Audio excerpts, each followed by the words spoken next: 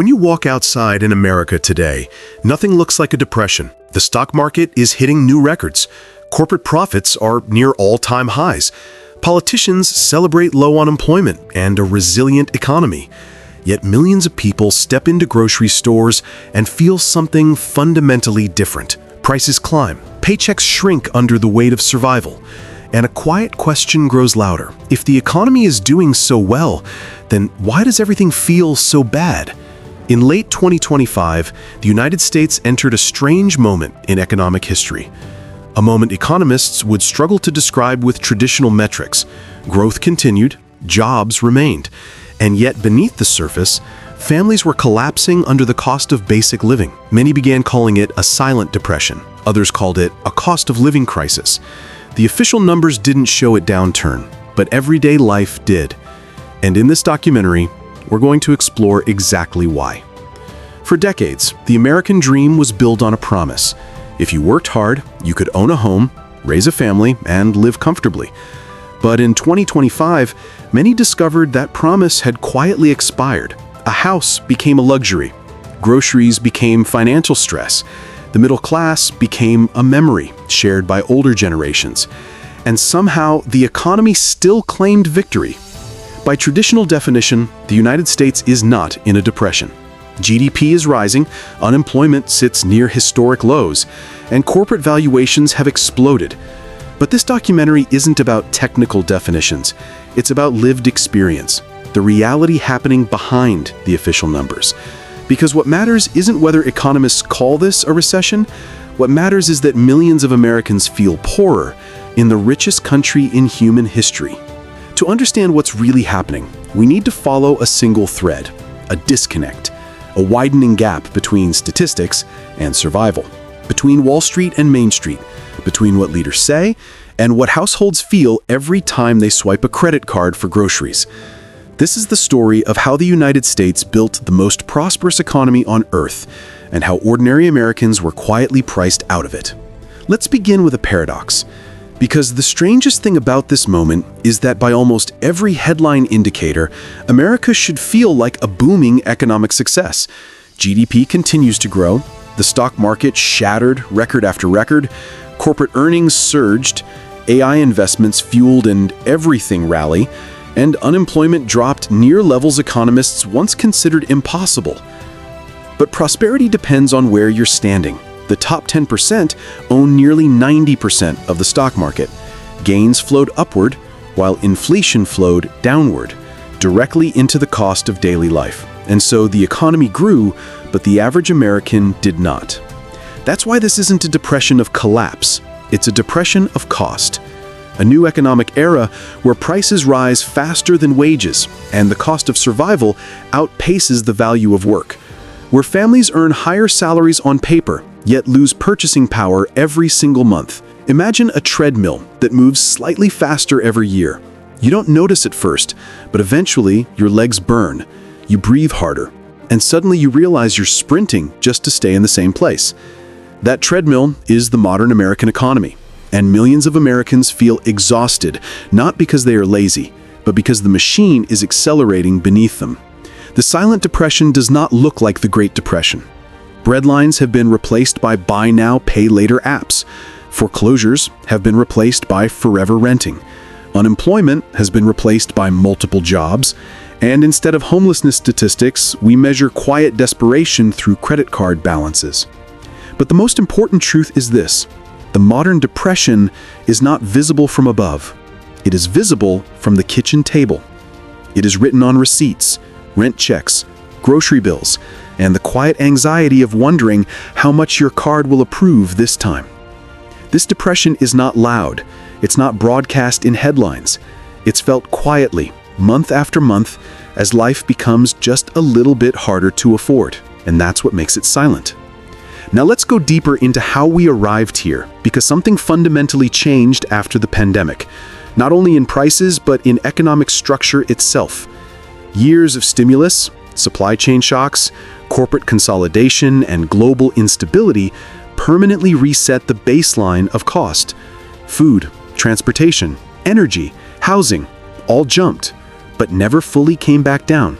Inflation cooled, but the price level stayed high, meaning a family spending $1,000 a month in groceries in 2019 now spends nearly $1,240 for the same items, even after inflation declined. The government celebrates price stability, while households never return to their previous standard of living. This is a ratchet effect. Prices rise, but they don't fall. And once that ratchet locks, it locks permanently. This is the beginning of the silent depression, and that's why people say inflation is down, yet the world still feels more expensive than ever. Because inflation measures the rate of increase, not the new price level you're stuck living with now. The bill never returned to normal. It just stopped getting worse quite as quickly. And for ordinary families trying to budget, the distinction feels meaningless. But the crisis isn't simply about higher prices. It's also about shrinking products, reduced quality, and companies finding ever more invisible ways to take more while giving less. In recent years, Americans noticed that groceries didn't just cost more, they were physically smaller. Peanut butter jars shrank, cereal boxes shrunk, dog food bags decreased, even toilet paper rolls quietly thinned out. This wasn't an illusion, it was shrinkflation, the hidden tax on the American consumer. Then came skimpflation, where companies kept prices stable by cutting service instead of cutting costs. Hotels stopped daily housekeeping, flights cut staff, restaurants replaced fresh ingredients with cheaper substitutes. The experience you used to pay for simply vanished, while the price tag stayed the same. American life started to feel hollow, like paying premium prices for discount living. Greedflation became the defining word of the era, corporations using the cover of inflation to raise prices far more than costs required, quietly pocketing record profit margins. In 2023, over half of U.S. inflation was driven by corporate profits, 6 times higher than historical norms. Even when supply chain disruptions faded, prices stayed locked at their elevated levels because companies discovered something powerful. Americans had no choice but to pay. This is not a conspiracy theory. It's corporate arithmetic. Once businesses realized consumers would accept a higher baseline, they simply kept that baseline forever. And while the headlines talked about recovery, Americans found themselves living in an economy that no longer returned value for money. The cost of living did not rise, it transformed. So let's return to that paradox. Why does the economy look remarkable on paper? Because the paper measures metrics designed for a different era. GDP, unemployment, stock market valuations. These metrics served an industrial age, measuring output, productivity, and mass employment. But in a financialized economy, GDP rises even when people get poorer, because GDP measures spending, not prosperity. If health insurance premiums go up, GDP increases. If groceries cost more, GDP increases. If rent doubles, GDP increases, even if none of those things make your life better. That is why the numbers lie, not intentionally, but structurally, because the numbers measure economic activity, not quality of life.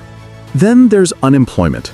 The government reports historically low unemployment, but ignores the reality underneath. Because having a job doesn't mean you earn a living wage.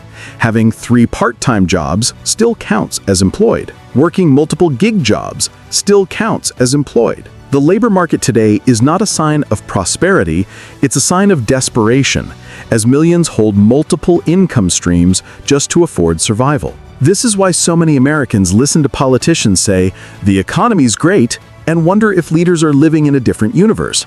In a way, they are. Because their numbers reflect an economy owned by corporations, investors, shareholders, and asset holders.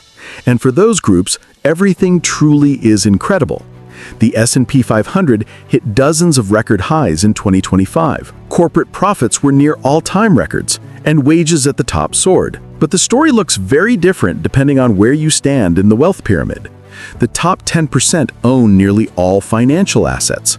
The bottom 50% own almost none. So when the market rallies, half the country feels nothing. And when prices rise, that same half of the country feels everything. Wealth concentration didn't just accelerate inequality, it intensified the emotional divide. When the rich grow richer, the poor don't merely struggle, they feel abandoned by a system built to exclude them. Some call this a vibe session. The idea that negative sentiment exists even when numbers are strong. But sentiment isn't coming from vibes, it's coming from survival. Because if your rent consumes your paycheck, your groceries eat your savings, and buying a home is mathematically impossible, then feeling depressed about the economy isn't a vibe, it's rational. And young generations feel it the most. Millennials and Gen Z entered adulthood facing the highest housing costs in modern history, the lowest purchasing power of any generation in decades, and a labor market that demands more productivity for less financial security. Their parents bought homes in their 20s. Today, many 30-year-olds can't afford rent without roommates. This generational betrayal isn't cultural, it's mathematical. Let's examine one example: housing. Imagine working your entire adult life, doing everything society asked of you, earning a degree, getting a job, saving when you can, and still discovering that owning a home is financially impossible. That's the new reality for millions of Americans in 2025. The housing market, once the pathway into the middle class, has become a locked door, guarded by math that simply doesn't add up anymore. Housing affordability in the United States has collapsed to levels not seen in generations. In the 1980s, a median home cost about 3.5 times the median income. In 2025, that number is roughly 5 times, and in many cities even higher. In some regions, the ratio pushes towards 7 or 8 times income, creating a new social class: the forever renter. The price of the median home has risen nearly 60% since 2019, not because wages surged, but because asset prices did. And when mortgage rates doubled from around 3% during the pandemic to nearly 7% in 2025, the dream moved further out of reach. The issue isn't just price, it's monthly payments. In 2021, the average mortgage payment was around $1,400. In 2025, that number soared to more than $2,700. To afford the median home in 2025, a household needs more than $120,000 in annual income. Most Americans don't earn anywhere near that, so young families are discovering a painful truth. Even with 2 full-time incomes, home ownership is no longer guaranteed. But there's another problem almost nobody talks about outside economic circles: the lock-in effect.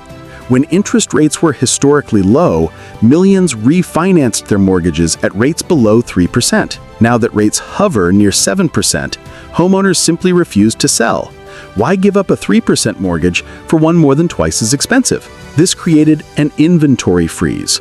Far fewer homes come onto the market, competition rises, and prices refuse to fall. So younger generations are trapped in rentals, watching rents increase while savings vanish month after month. Building equity is a dream that never gets closer, and with each passing year, the ladder from renting to owning stretches further out of reach until eventually it disappears from view entirely. Housing is the core of the American dream, not simply because it provides shelter, but because it historically provided wealth. Without home ownership, families cannot build equity, pass wealth to children, or escape the treadmill of rising rent. And the emotional toll is turning into political frustration, generational resentment, and social breakdown. What was once an economic issue is now becoming an existential one. But housing isn't only one pillar of this crisis. The second pillar is debt, the silent engine powering survival in modern America.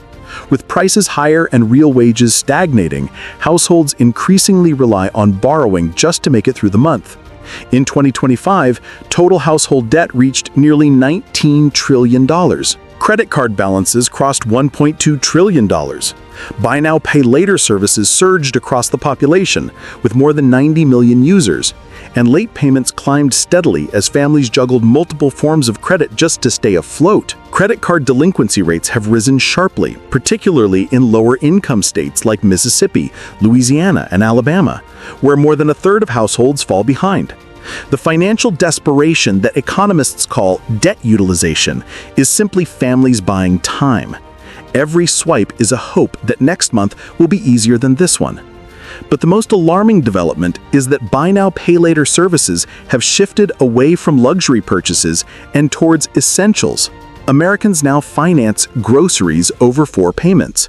They finance gas. They finance basic survival. This is not consumerism, it's emergency coping. Society just hasn't admitted it yet. The savings rate tells another story. one that economists try to minimize, but households feel deeply. During the pandemic, Americans temporarily accumulated savings from stimulus checks and reduced consumption. But by late 2025, the personal savings rate collapsed to less than 5%, lower than almost any point in recent history. The buffer is gone. The cushion disappeared. Now, every unexpected bill, medical emergency, or job disruption threatens financial catastrophe. But the most painful truth is this: debt has become the backbone of the American economy. Not savings, not income, not productivity. Debt itself. America is not collapsing because people are unemployed. It's collapsing because even full-time employment can no longer support a basic standard of living. And while Americans drown in debt, corporations celebrate record profits, CEOs earn 200 times the average worker, and shareholders enjoy historic gains.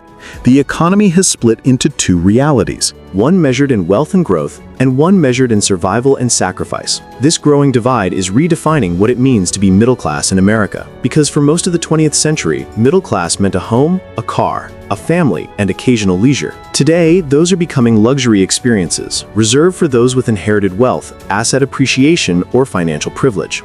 The American dream didn't end, it simply moved to a higher income bracket. And that brings us to a difficult truth. The silent depression is not a short-term inconvenience. It is a structural transformation of affordability, mobility, and opportunity itself.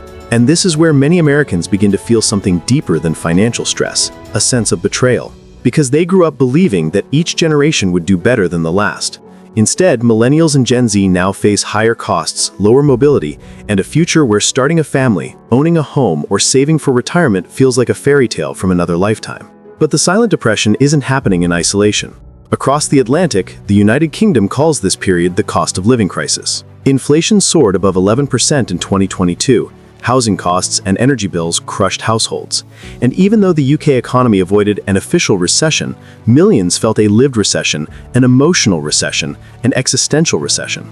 The government was forced to acknowledge reality with direct policy aimed at reducing everyday costs. And north of the border, Canada provides a warning of what happens when housing becomes pure financial speculation. Prices detached completely from income. Immigrants flooded major cities faster than housing construction could keep up. Young Canadians found themselves permanently locked out of ownership, forced into rentals that consumed most of their income. The Canadian government began directly funding affordable housing because markets refused to produce anything affordable on their own. Across the Western world, a new economic landscape is taking shape. A comfortable life no longer comes from employment, it comes from asset ownership. And if you don't own assets, you are left behind by default. America's situation is not an American anomaly. It's part of a global affordability realignment that is reshaping society, politics, and the future of the middle class. But in the middle of all this, social media created a viral narrative comparing 2025 to the 1930s. TikTok creators called today the silent depression, claiming that people in the Great Depression actually had better purchasing power. But this comparison, while emotionally powerful, is historically inaccurate. In reality, most Americans in the 1930s lived in extreme poverty and unemployment reached 25%. However, there is a kernel of truth in the viral comparison. Even during the Great Depression, the ratio between home prices and wages remained closer together than today. In simple terms, the dream of owning a home was mathematically more achievable if you kept your job. Today, Americans have jobs, but ownership remains out of reach. That's the inversion of the modern crisis. Here lies the difference between then and now. The Great Depression was a collapse in production, employment, and output. The Silent Depression is a collapse in affordability and quality of life. In the 1930s, people fought for jobs. In the 2020s, people fight for purchasing power, stable rent, and the ability to afford basic life milestones. And this leads to a profound psychological effect. When someone feels that no matter how hard they work, life doesn't improve, they stop believing in the system. They disengage. They delay marriage. They delay children. They delay home ownership. They become skeptical of institutions, distrustful of leaders, and resentful of economic systems that reward wealth instead of labor. Today's economy isn't producing joblessness, it's producing hopelessness, and that's far more corrosive to social stability. When the economy leaves millions behind, they don't simply become poor, they become disillusioned.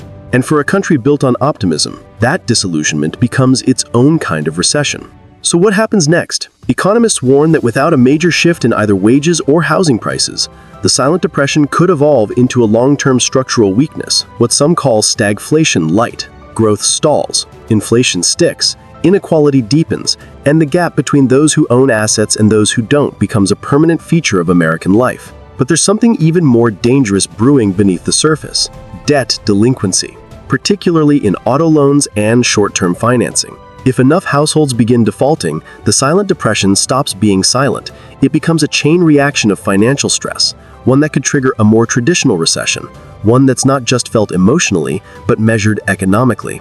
This moment in American history is not defined by collapsing numbers, it's defined by collapsing confidence. And confidence once lost becomes incredibly difficult to restore. Because confidence isn't a statistic, it's a feeling, and America right now feels deeply uncertain about its future.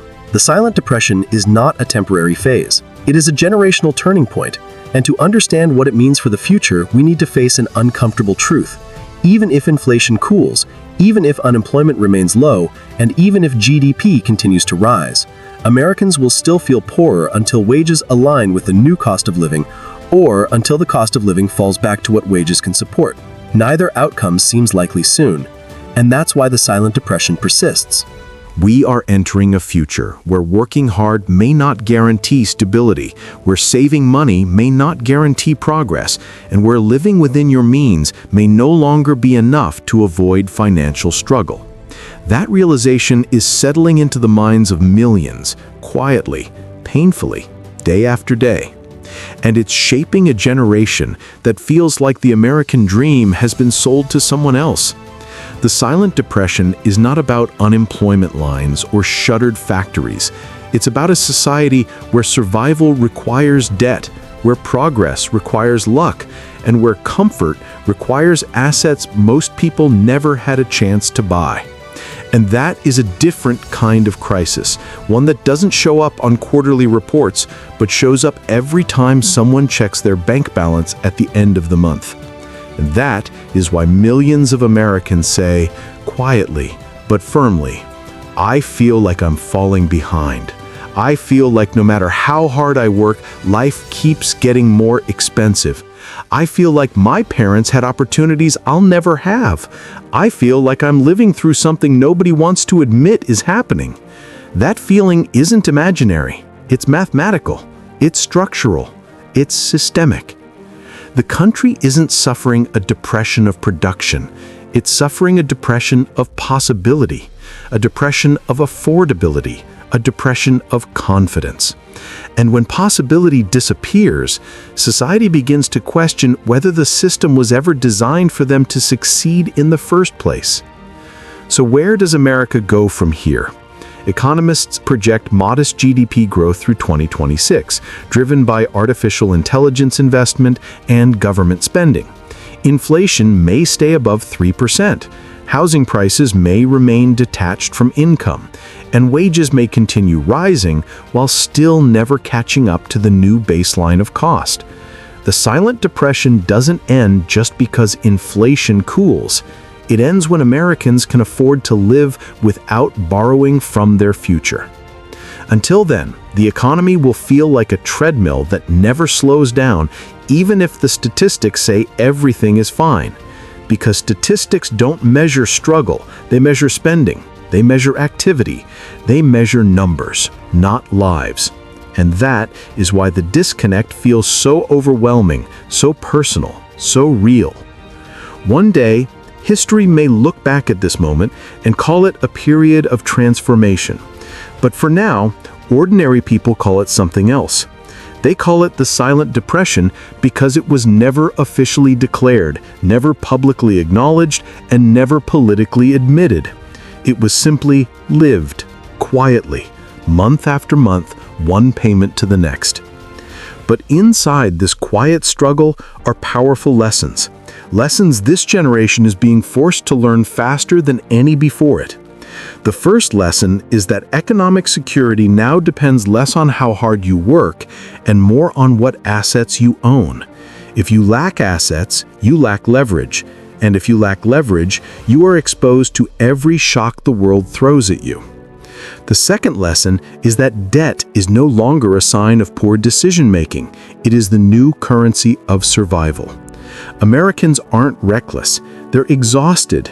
They're adapting to an economy that demands borrowing as the price of participation, and pretending otherwise is ignoring the reality millions face daily. The third lesson is perhaps the hardest. The system is not broken. The system is working exactly as designed for those it was designed to benefit. That realization is sparking movements, political realignments, and generational tension. When the majority feels excluded from the promise of prosperity, society eventually changes course. Whether through policy or pressure, the pendulum always swings. And yet, even in this moment of deep uncertainty, there remains a possibility that the silent depression becomes a catalyst rather than a crisis. A moment when a country recognizes that affordability isn't a luxury, it's a foundation. That homeownership isn't an investment, it's a stabilizer. That wages aren't a statistic, they're a lifeline. And that the American dream, if it is to survive at all, must be rebuilt for a world far more expensive than the one before it. Sometimes history doesn't move through collapse. Sometimes it moves through quiet change, barely visible at first, but powerful in the long run.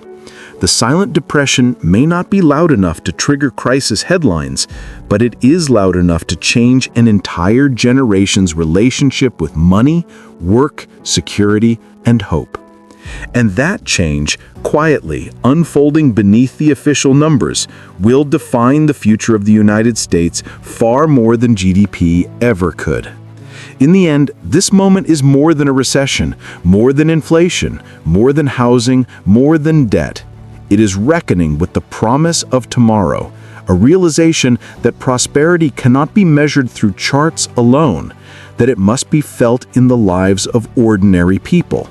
And until that day comes, the silent depression will remain silent only in name. Inside American households, it already speaks loud enough.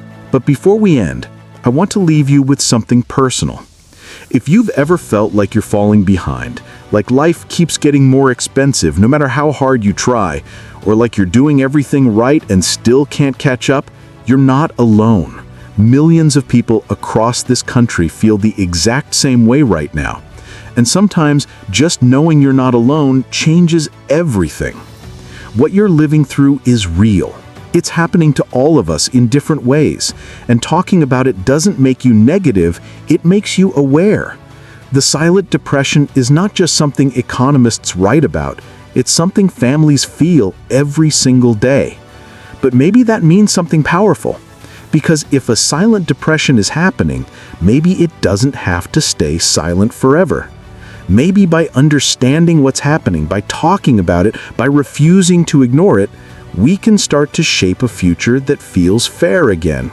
A future built not just on numbers, but on people. And if this documentary helped you see things a little more clearly, or helped you feel understood, then do one simple thing. Like this video, subscribe to the channel, and share it with someone you care about. The more this conversation grows, the harder it becomes for the world to ignore the reality millions are living through. Because this is more than economics. This is life. This is our generation's moment, and we deserve a future built for all of us, not just those who were lucky enough to own the right assets at the right time. Thank you for watching. Stay informed, stay hopeful, and I'll see you in the next video.